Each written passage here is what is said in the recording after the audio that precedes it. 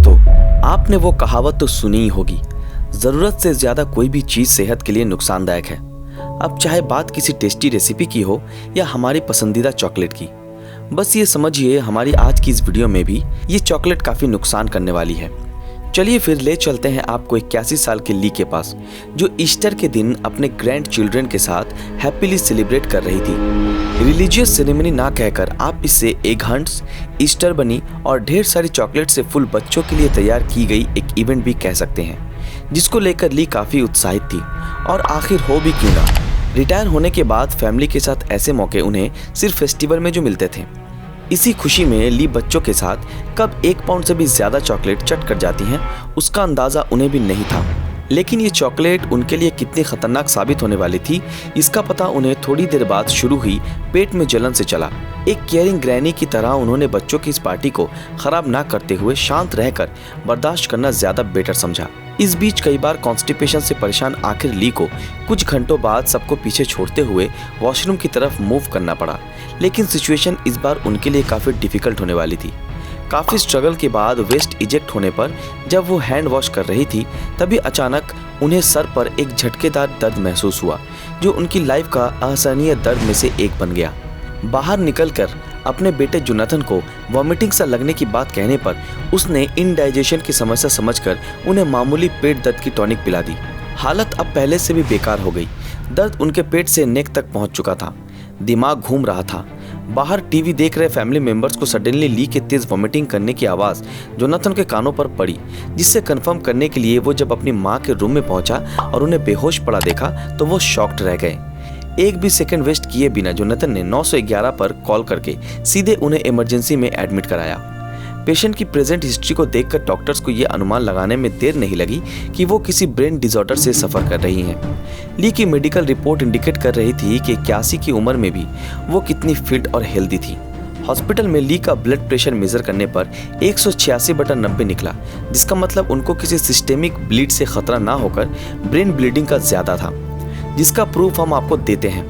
Firstly ली 81 साल की hypertensive lady है, जिससे उन्हें सबसे बड़ा रिस्क इंट्राक्रैनियल एन्यूरिज्म का है, यानी कि वो कंडीशंस जब ब्लड वेसल के वॉल में वीकनेस आ जाती है और ब्रेन में मौजूद आर्टरीज और ब्लड वेसल्स के कमजोर वॉल से किसी भी वक्त ब्रेन के नर्व फट सकती है। वुमेन होने की वजह से ली के साथ ये रिस्क बढ़ने की दुगनी संभावना हो जाती है, क्योंकि 81 की उनकी इस एज में बॉडी में एस्ट्रोजन प्रोड्यूस होने की चांसेस ना के बराबर होती है।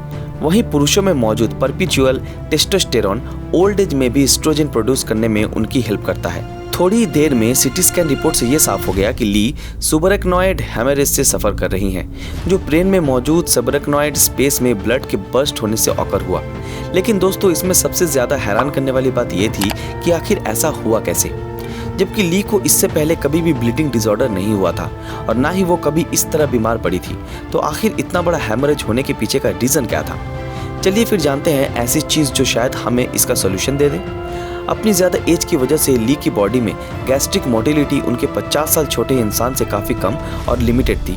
वहीं दूसरी तरफ चॉकलेट में फैट ज़्यादा होने के कारण वो इतनी जल्दी डाइजेस्ट नहीं होती, उल्टा बॉडी में मौजूद गैस्ट्रिक कंटेंट को स्लो या फिर यूं कहें काफ़ी स्लो कर देती है, जिसकी वजह से फूड पेट में लंबे टाइम तक पड़ा रहता है और वाटर को मल से ज़्यादा बाहर निकालने की वजह से वो हिस्सा सख्त हो जाता है, जिससे पेशेंट कॉन्स्टिपेशन का शिकार हो जाता है। टॉयलेट में भी ली इसी मल को बाहर निकालने के लिए काफ़ी स्ट्रगल कर रही थी, जिससे उनका ब्लड प्रेशर इंक्रीज हुआ और हेमोडायनामिक इंस्टेंटिबिलिटी उनके ब्रेन के एन्यूरिज्म को तोड़ने के लिए पर्याप्त थी। नतीजा सबरकनॉइड हेमरेज के रूप में हुआ। दोस्तों, आपको याद होगा चॉकलेट खाने के कुछ देर बाद ही ली को सर दर्द, कब्ज और वॉमिटिंग सा महसूस हो रहा था। असल में ये कुछ और नहीं बल्कि उनके ब्रेन में एन्यूरिज्म के फटने से और सबरकनॉइड स्पेस में पुश कर रहा ब्लड का इक्वल प्रेशर था, जो आगे चलकर क्लॉट बन जाता है। खैर, आईसीयू में एडमिट होने के बाद ये पाया गया कि उनके ब्रेन में दोबारा एन्यूरिज्म फटने के चांसेस थे, जिसकी वजह से उनके लिए अगला 24 घंटा काफ़ी रिस्की होने वाला था और अगर ऐसा हुआ तो उनके बचने के चांसेस सिर्फ 30% होंगे, जिसको प्रिवेंट करने के लिए उन्हें अगले कुछ दिनों के लिए एंटीफाइब्रिनोलाइटिक थेरेपी दी जा रही थी। दोस्तों, फाइब्रिन रिफर करता है उन प्रोटीन्स को जो ब्लड क्लॉट फॉर्म करते हैं। लाइटिक का मतलब ब्रेकडाउन और एंटी मीन्स अगेंस्ट। सिंपल शब्दों में कहे तो वो मेडिसिन जो ब्रेन में हुए क्लॉट को ब्रेकडाउन होने से रोकती है। एडमिट होने के 4 दिन बाद ली को अब देखने और सुनने में भी काफ़ी तकलीफ होने लगी थी।